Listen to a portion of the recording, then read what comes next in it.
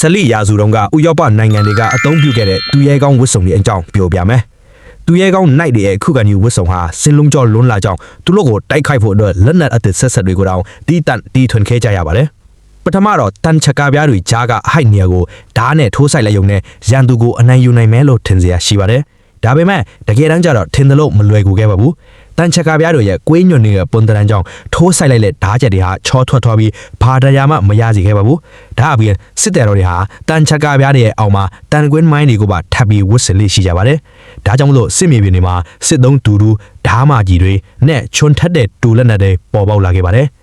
သူတို့ကတန်ချကာကိုဖျက်တောက်ဖို့ကြိုးစားတာမဟုတ်ပါဘူး။သူတို့ရဲ့အဓိကတာဝန်ကတော့လက်နက်ရဲ့အလေးချိန်ကိုသုံးပြီးတန်တတုပလားတွေကိုရိုက်ချိုးပြီးဖို့ပြင်းထန်တဲ့ရိုက်ခတ်အားကိုတန်ချကာကကစင်အတွင်းအင်္ဂါတွေစီရောက်စေဖို့ဒါမှမဟုတ်အားနည်းချက်အရှိဆုံးနေရာတွေကိုဖြစ်မှတ်ထားဖို့ဖြစ်ပါတယ်။ဒါပေမဲ့အချိန်ကြာလာတဲ့အမျှစစ်မြေပြင်စီဒနက်တွေရောက်ရှိလာခဲ့ပါတယ်။ပထမဆုံးပေါ်ပေါက်လာတဲ့ဒနက်တိုနဲ့မူစကတ်ဒနက်ရှီရဲ့ကြီးစံတွေဟာကောင်းမွန်တဲ့တန်ချက်ကားပြားတွေကိုတောင်အလွယ်တကူဖောက်ထွက်သွားနိုင်ခဲ့ပါတယ်။ဒီလိုပိုမိုပြင်းထန်လာတဲ့လက်နက်တွေကိုဘယ်နည်းနဲ့မဆိုပြန်လည်ခုခံဖို့အတွက်တန်ချက်ကားတွေကိုပိုပြီးထူတဲ့ပိုပြီးလေးလံအောင်ပြုလုပ်ခဲ့ကြရပါတယ်။တစ်ချိန်တည်းမှာပဲတန်ချက်ကားတွေဟာတဖြည်းဖြည်းနဲ့ပေါင်တရာလောက်အထိလေးလံတဲ့တမဏီအကျဉ်းထောင်းတစ်ခုလိုဖြစ်လာခဲ့ပါတယ်။အချိန်ကြာလာတာနဲ့ဓာကကုန်ကျစရိတ်အညံ့များလာပြီးဝတ်ဆင်ရတာလည်းမသက်သာဘူးထိရောက်မှုလည်းမရှိတော့ပါဘူး။ဆက်ရှိရာစုကုန်ပိုင်းမှာတော့သူရဲကောင်းဝတ်စုံအပေဟာစစ်မြေပြင်ကတဖြည်းဖြည်းပျောက်ကွယ်သွားခဲ့ပါတယ်။အဲ့ဒီအစားရင်ဘက်ကတန်ချက်ကားတွေနေရာယူလာပြီးနောက်ပိုင်းမှာတော့တားလေးနဲ့ပိတ်စတွေနဲ့လှုပ်ထားတဲ့စီဝတ်စုံတွေစီကိုလုံးဝပြောင်းလဲသွားခဲ့တော့ပါတယ်